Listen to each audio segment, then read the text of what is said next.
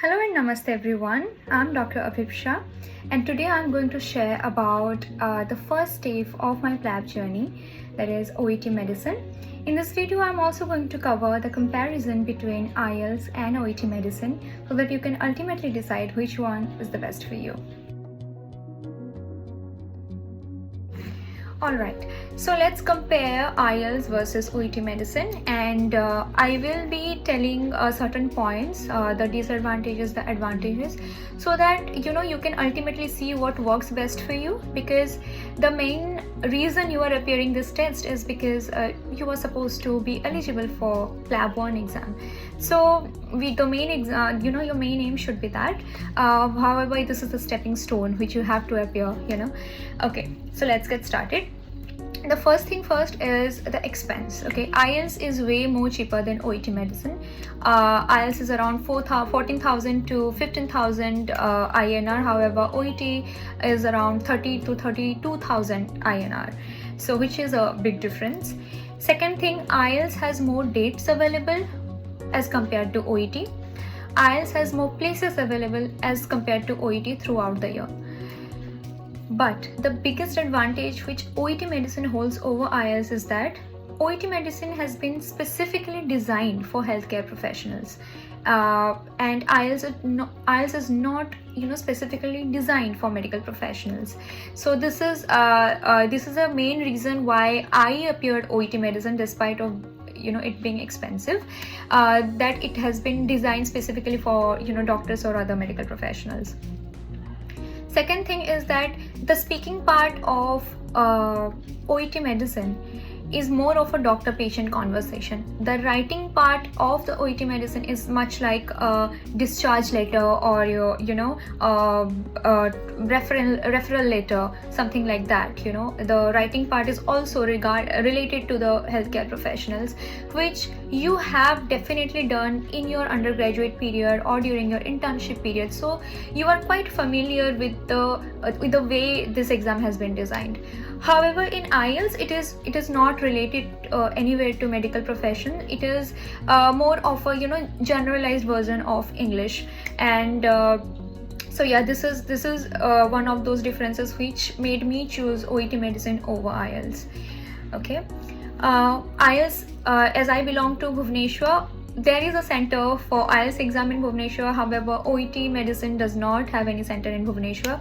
So I had to travel to Kolkata to appear this exam because it is my neighboring state and it took less hour for me to travel. So yeah, it was more comfortable for me to give it in Kolkata. And in IELTS, you do not need any partners for preparation, because the speaking part of IELTS is like you will be given a topic and you have to speak about it, and the examiner will be asking you a few questions regarding that topic. However, in OET medicine, you must need a partner. It's because, as I have said earlier, that it is more of a doctor-patient conversation.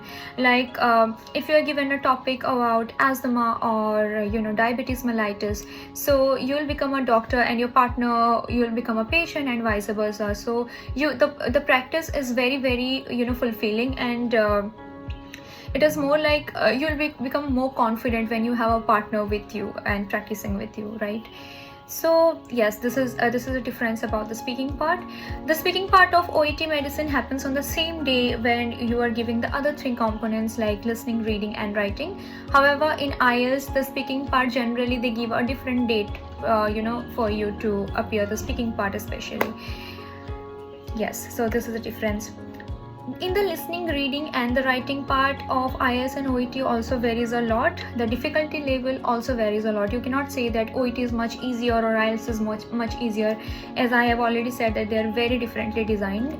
Okay, and basically in the other three components in the OET medicine, they are also related to medical. You will be during the listening you will be hearing certain terms which are the medical terminologies, and you have come across those words or those terms during your internship or your undergraduate level, I mean your MBBS days, right?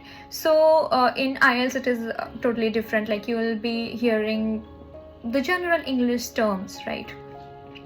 It is always good to practice with a person who has a different accent than Indian accent, because you are much more comfortable in Indian accent, right? Because we are Indian and we have a conversation in that accent.